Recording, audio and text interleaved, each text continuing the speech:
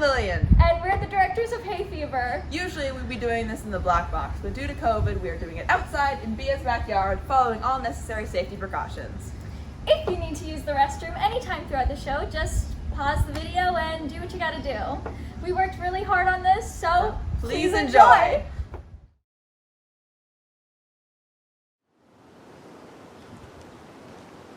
Listen to this, Simon. Love's a trollop stained with wine, clawing at the breasts of adolescents. Nuzzling, tearing, shrieking, beating. God, why were we fashioned so?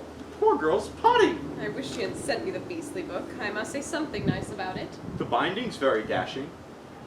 She used to be such fun before she married that gloomy little man. She was always a fierce posieuse.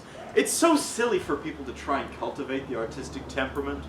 Oh, Fawn, she's just a normal, bouncing Englishwoman. You didn't shave this morning. I know I didn't, but I'm going to after I've finished this.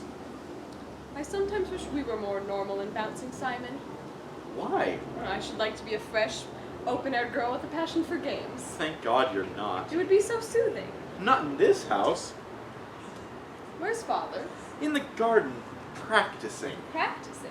Yes, he's learning the names of the flowers by heart. What's he up to? I don't know. Damn, that's crooked. I always distrust him when he becomes like this. So do I. He's been at it hard all day.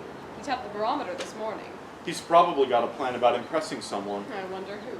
Some dreary, infatuated young woman will appear soon, I expect. Not today. You don't think he's asked anyone down today, do you? I don't know. Has Mother noticed anything? No, she's too immersed in work. Maybe Clara will know. Yell for her. Clara! Clara! Simon, I do hope she hasn't asked anyone down today. Why, have you? Yes.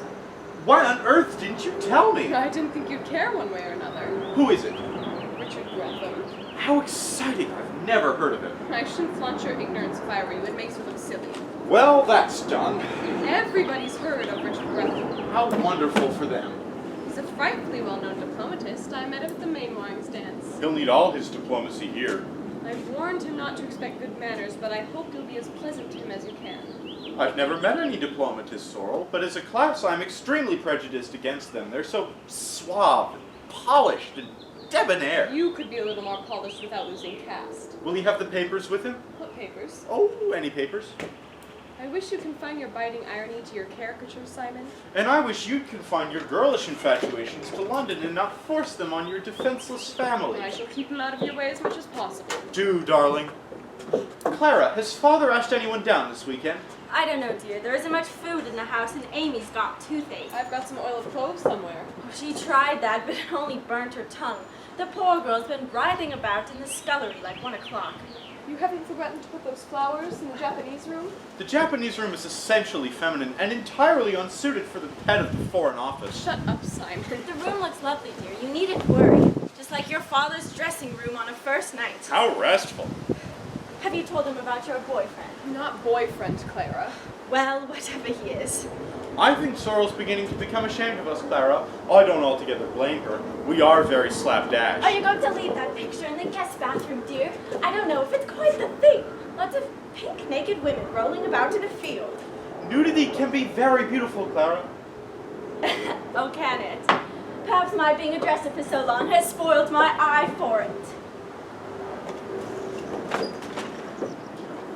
Clara's looking tired. We ought to have more servants and not depend on her so much. You know we can never keep them. You're right about us being slapdash, Simon. I wish we weren't. Does it matter? We must, I think, to other people. It's not our fault. It's the way we've been brought up. Well, if we're clever enough to realize that, we ought to be clever enough to change ourselves. I'm not sure I want to. We're so awfully bad-mannered. Not to people we like. The people we like put up with it because they like us. What do you mean exactly by bad manners? Lack of social tricks and small talk? We never attempt to look after people when they come here. Why should we? It's loathsome being looked after. Yes, but people like little attentions. We've never once asked anyone if they've slept well. I consider that an impertinence anyhow. I'm going to try to improve. You're only going on like this because you've got a mania for a diplomatist. You'll soon return to normal. Abnormal, Simon, that's what we are. People stare in astonishment when we say what we consider perfectly ordinary things. It's no use worrying, darling. We see things differently, I suppose, and if people don't like it, well, they must lump it. Father's been awfully restless lately. Yes, I know. Life must be terribly dull for him now with nothing to do. He'll go back soon, I expect. People will never retire from the stage for long. Mother will be livid if he does. That won't matter. What have you been doing, Simon? You look awfully dirty. Not washing very much. Oh, you really should, darling. It's awful for your skin to leave things sitting about on it. Clara says Amy's got toothache. Oh, the poor dear. There's some oil of cloves in my medicine cupboard. Who's Amy? The scullery maid, I think. How extraordinary. She doesn't look Amy a bit, does she? Much more flossy. Give me a cigarette.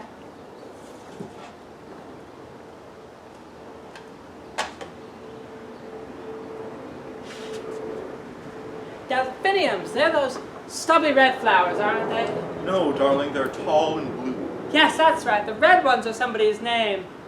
Asters, that's it. I knew it was something opulent. Oh, I do hope Clara has remembered about the Japanese room. Japanese room. Yes, I told her to place some flowers in there and remove Simon's flannels from the wardrobe drawer. So did I. Why? I've asked Richard Gretham down for the weekend. I didn't think you'd mind. Mind? How dare you do such a thing? He's a diplomatist. Oh, well, that makes it much worse. We must wire and put him off immediately. It's too late. Well, we'll simply tell Clara to say that we've gone away. That would be extremely rude, and anyhow, I want to see him. You mean to sit there in cold blood and tell me that not only have you invited a complete stranger down for the weekend, but that you want to see him? I've often done it before. I fail to see how that helps matters. Where will he be staying? The Japanese room. Oh, no, he isn't! Sandy Tyrell is sleeping in there. There now. What did I tell you? Sandy what? Tyrell, dear. Why didn't you tell us, Father? I did. I've spoken of nothing but Sandy Tyrell for days. I adore Sandy Tyrell. You've never mentioned her. Who is she, Father? She's a perfect darling and is madly in love with me. Well, not me, really. More so my celebrated actor glamour, but it does give me a divinely cozy feeling. We met at Nora Trent's. I wish you'd give up this sort of thing, Father. Whatever do you mean by this sort of thing, Sorrel? You know perfectly well what I mean. Are you attempting to criticize me? I should have thought you'd be above encouraging silly, callow young women who aren't infatuated by your name. That may be true, but I shall allow nobody but myself to say it. Honestly, Sorrel, I hoped you'd grow up a good daughter to me, not a critical aunt. So terribly cheap. Cheap? Nonsense! What about your diplomatist? Surely that's a little different, dear. If by different you mean you being a vigorous ingenue of 19 and having the complete monopoly of any amorous adventure there may be about, then I feel it in my firm duty to disillusion But you. Father... Anyone would think I was 80 the way you go on. It was my biggest mistake not sending you off to a boarding school and you coming back and me being your elder brother. It wouldn't have been any use. Everyone knows we're your son and daughter. Only because I was stupid enough to daddle you about in front of cameras when you were young, I should have known. I regret it.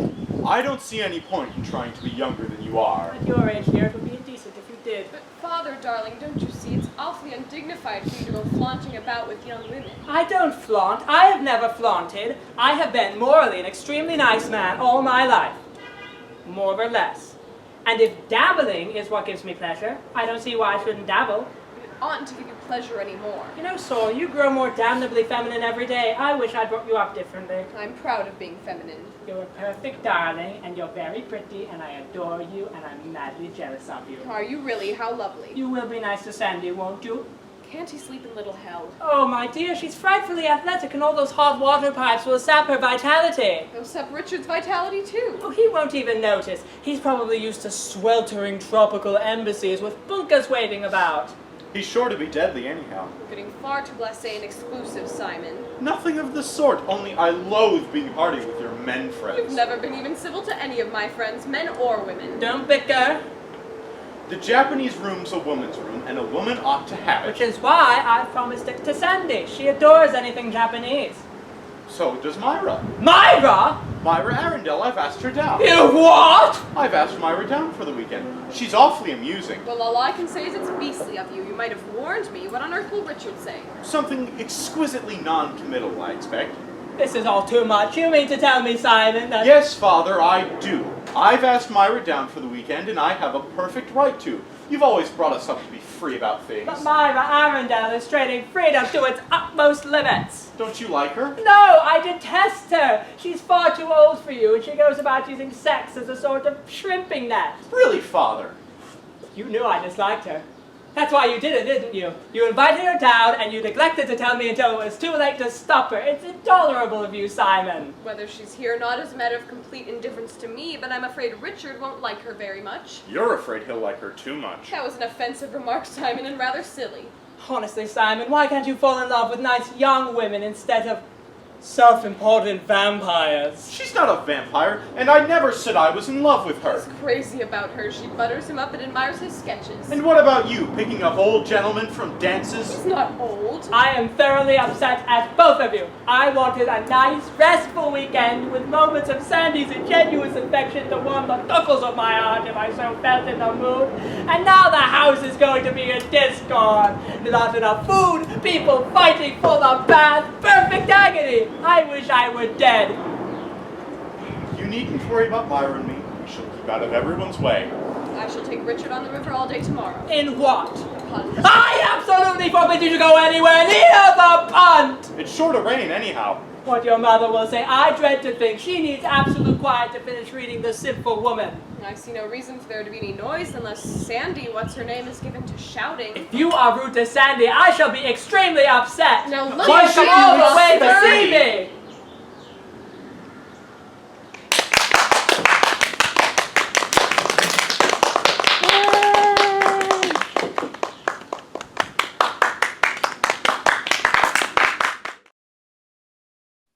I'm Emma Knutson. And I'm Lucy Rabideau. Today we'll be showing a scene from our show Mandate for Murder, which is written by Pat Cook. Mandate for Murder is a murder mystery that takes place at a birthday party for mayoral candidate Matt Kensington. The party yells surprise, thinking Matt is walking through the door, but to their own surprise, instead a kitchen aide falls dead on the floor, stabbed in the back with a cake knife. The group stashes the body in the upstairs bathroom to avoid frightening the eccentric hostess, Dolores MacDonald. As our scene begins, Dolores has just discovered the body in her bathtub, and panic ensues. We hope you enjoyed this snippet of a classic whodunit mystery. Thank you.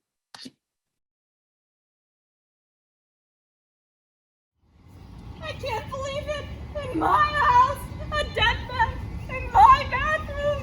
Why didn't somebody tell me she didn't know about the body? Doggy, what happened? She comes around the corner. I didn't know who it was. I thought she was there to help. No, you're missing the point. You didn't ask her to help you with the body, did you? I asked her to hold up his arm so I could check the contents of his jacket, and you know, she screamed. We know. He's just lying there! Hell is a sheet dead in the tub! She was no help at all. No, not like you. Can you tell us anything? Not much. He's dead. He was stabbed in the back. Do you want to sit down? You must be exhausted. Can you tell us anything else? Time of death? Time of death? I think that's fairly evident. Must you talk about this? I swear, I think I am going to faint! Go ahead, Doggy. Well, I did find this torn piece of paper. It appears to be a readout of some kind. Now what? Unless I miss my guess, this should be Miss Donovan. Who? The reporter. The reporter! My God! I'm going to be on the news! They'll probably put me on their Crime Stoppers program, and I'll be played by a fat dowager with fat teeth! As long as you know where your priorities are. We have to get the door. What do we tell her? Just take her to the den like we planned. No, you can't take her to the den. Please don't make me take her to the den. Take her to the den? It's been set up so you can broadcast there. But we have to tell her about the body. Don't we? We'll still have an hour before they close. If we can stall her till then. Are you out of your mind? If we continue with this, we could be charged with being an accessory to a crime. Couldn't we? Sounds right to me. That's why you're here, idiot. That's police commissioner, idiot. I didn't want to be redundant. Hey, I didn't have to come here, you know. Yes you did. It's your job. Oh, yeah. But I'm withholding evidence from the public. It's done all the time. Take it from a pro. Look, there's 85 rules on how to handle something like this. You just have to know which ones to use. That's why there's so many lawyers in this country. There's been a murder, so now we start an investigation. Dougherty here is already on the investigation. He's already on the spot questioning all the suspects and has informed them not to leave the scene of the crime. Now, of course, he can't release any information during this investigation. Now, can he? That's good. That's good. And we're all cooperating with the authorities, aren't we? Did you ever sell used cars? Will somebody do something? Oh, well, Max, she did something. get the door, Mac, get the door. I don't know. Just tell her where the den is. She'll have to get her people set up in there. And that'll buy us a little more time in here. Whatever. Everybody else, shut up! Hi, I'm Nora. And I'm Erin. And we directed a scene from the play Blithe Spirit by Noel. In this scene, the ghost of Charles's ex-wife has come back to haunt him and create mayhem. We hope you enjoy! Got to see a nerve specialist. I am not in the least neurotic and never have been. A psychoanalyst, then. I refused to endure months of expensive humiliation only to be told at the end of it that at the age of 4 I was in love with my rocking horse. Well, what do you suggest, then? I don't suggest anything. I'm profoundly uneasy. Perhaps there's something pressing on your brain. If there was something pressing on my brain, I should have violent headaches, shouldn't I? Not necessarily. An uncle of mine had a lump the size of a cricket ball pressing on his brain for years. He never felt a thing. I know I should know if I had anything like that. He didn't. What happened to him?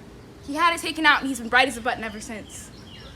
Did he have any sort of delusions, or did he think he saw things that weren't there? No, I don't think so. Well, then what the hell are we talking about him for, then? The sheer waste of valuable time. I only brought him up as an example. I think I'm going mad. Well, how do you feel now? Physically, do you mean? Altogether. Apart from being worried, I feel quite normal. Good. You're not hearing or seeing anything the least unusual? Not a thing. You've absolutely ruined that border by the sundial. It looks like a mixed salad. Oh my god! What's the matter now? She's here again. What do you mean, who's here again? Elvira! Pull yourself together and don't be absurd. It's all those nasturtiums. They're so vulgar. I like nasturtiums. You like what? They're all right in moderation, but in a mass like that, they look beastly. Help me, Ruth. You've got to help me. What did you mean about nasturtiums? Never mind about that now. I tell you, she's here again. You've been having a nice scene, haven't you? I could hear you right down in the garden. Please, mind your own business. If you behaving like a lunatic isn't my business, nothing is. I expect it was about me, wasn't it? I know I ought to feel sorry, but I'm not. I'm delighted. How can you be so inconsiderate? Inconsiderate? Huh. I like that, I must say. No, Ruth.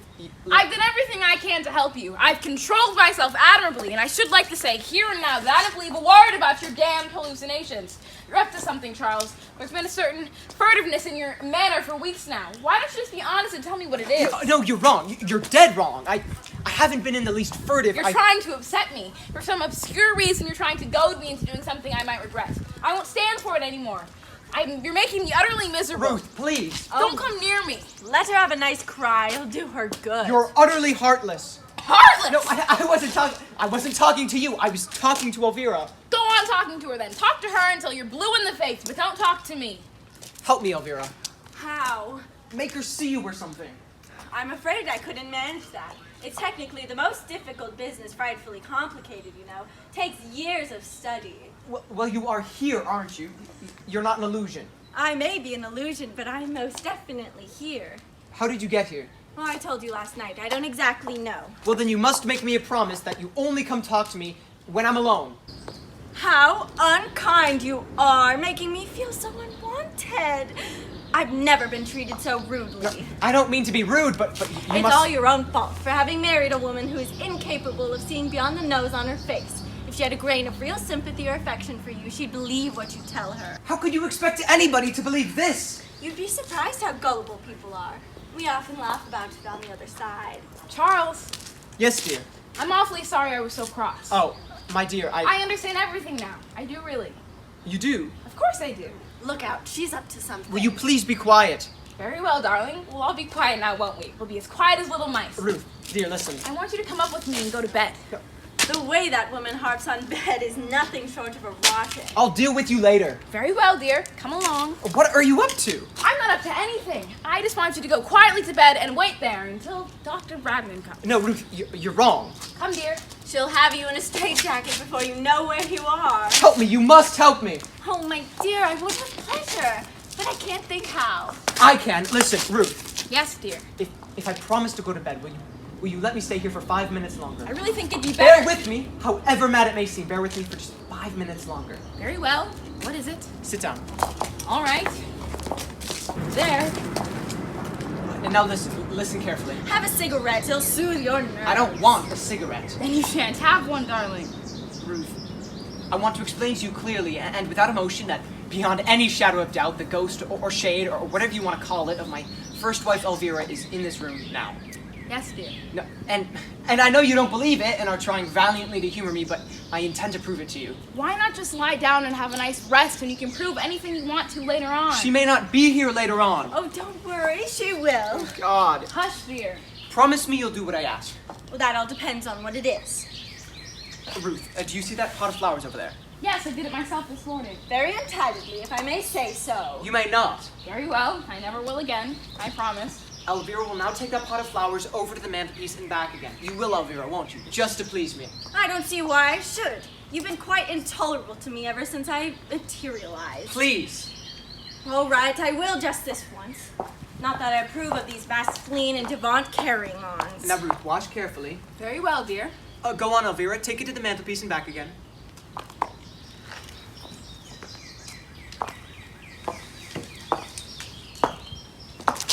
Charles, how dare you! You ought to be ashamed of yourself! What on earth for? It's a trick! I know perfectly well it's a trick! You've been working up to this. It's all part of some horrible plan. No, it isn't. I swear it isn't. Elvira, do something else for God's sake. Certainly, anything to oblige. You're trying to get rid of me. You're trying to drive me out of my mind. Don't be so silly. You're cruel and sadistic, and I'll never forgive you. No, you must believe it. You must. Let me go immediately. That was Elvira. I swear it was. Let me go. Charles, this is madness, sheer madness. Some sort of auto-suggestion, isn't it? Some form of hypnotism. Swear to me it's only that.